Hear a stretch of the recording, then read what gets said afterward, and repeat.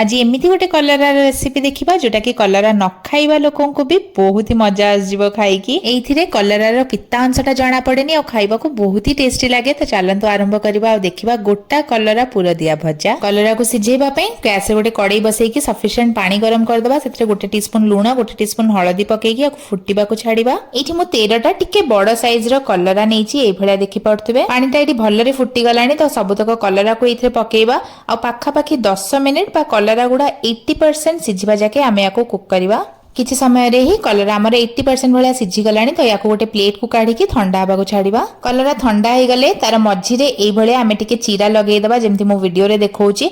और जत्ते को कलरार मंजी अछि ताको काढी की गोटे अलगा जगह रे रखिबा। एई भलिया सबतक कलरा मो इठी रेडी कर देछि देखंतु। मंजी भी अलगा रखिछि। 6टा मीडियम साइज रो सिझा आलू रो चोपा छडेई की भल्लरे चकटी की नै जिबा। काढीथिबा कलरा मंजी को इथिरे पकेई की भल्लरे मिसेई की साइड करी रखिबा। सेम कड़ाई रे 2 टेबलस्पून सोरिष तेल पकेइबा। इठी गोटे बड़ साइज रो प्याज को चुन चुन काटी की नेछि। तेल गरम हेले प्याज पकेकी हाई आंच रे प्याज नाल नाली हबा जाके भाजी नबा। पाखे 20टा भलिया रसुण और 1 इंच अदा को छेचिकी नेछि ताकू पकेकी 2 ରୁ 3 मिनिट याको टिके आमे भाजी नबा। पकेबा हाफ टी स्पून हळदी हाफ टी स्पून लंका गुंडा हाफ टी स्पून जीरा गुंडा 2 टेबलस्पून पानी भलरे गोळेई दबा।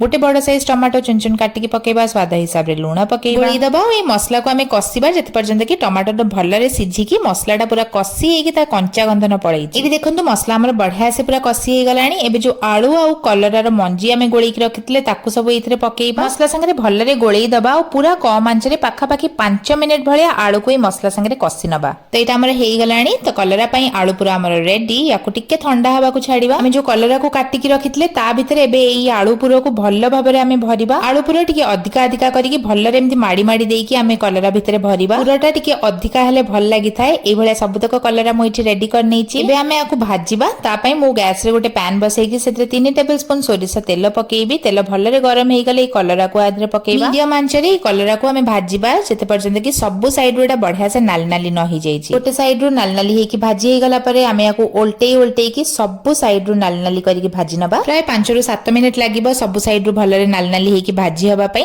आ सेई भितरे हमर कलरा भी बाकी भलरे सिझी जिवो। किछि समय रे ही एठी देखंतु कलरा गुडा बढ़िया से पूरा नाल नाली हे कि हमर भाजी हे जाई छी।